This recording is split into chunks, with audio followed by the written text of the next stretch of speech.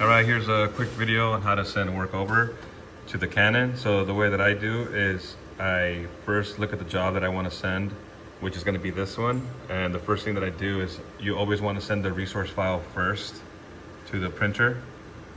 Oops, I'm doing that through the lens here, it's a little hard. So if you go to forward, I actually have my Canon set up here, and the setup, I have the IP address of the Canon itself, which is 192.168.4.205. Once you figure out the IP address, I named it Canon, and then I put hold. I'm not sure if you have to have that or not, but I always just have hold on it. And basically what you do is you forward the job, and when you forward it, I'm gonna go ahead and retain it here. When you forward it, it'll actually come up over here for like a split second. You see it right there, it just appeared. And my advice is to wait until it has completely disappeared. Once it has disappeared, then you know that it's good to go. I accidentally sent the resource file, and then I didn't wait for it to disappear. And so when I sent that file, the file over to the printer, while this was still processing, and it ended up printing blanks on the job that I sent over. So I realized that I have to actually wait until the resource file lands and disappears from here, kind of like the Konica. Once it disappears from here, then you're good to go. And the cool thing about it is if you have a lot of files, like for example, we have, let's see, a good amount of files. So I sent that over, and then obviously going back to you send these over there, and then you're ready to go. But say I want to send like all of these guys over, you can actually send all the resource files, every single resource file that you have, you can forward it over to the Canon printer. And then when it arrives, you'll see all of them come up on the screen over here.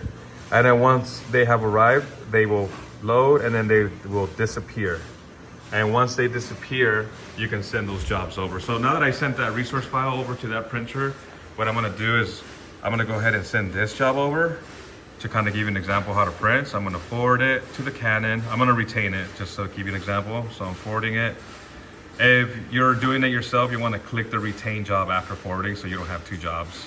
So I just forwarded those over to the Canon, and you saw I said it was completed. So we're gonna go walk over here, see where the Canon's at, and then you can see the jobs have arrived. Now typically these jobs, whenever you have a job, you'll see it actually process, and it will actually take some time in processing. The files are so small, they process almost instantly, so you don't have to wait for that. So basically what you do now is you highlight them, and then you just hit print. And I already have all of my trays set up for statement 11, color newsletter, white newsletter, statement 14, so everything. So I don't know what to call out. And then once what would end up happening is if you don't have the right stock, it'll actually tell you, and you can choose what tray you want, and you can hit assign. And then you can assign the call outs that the job is looking for. The call outs will come up here, the first like 3 or 4. That's what the job is asking for, and then you can just assign it accordingly. And then obviously hit okay. And then once you hit okay, it should start automatically.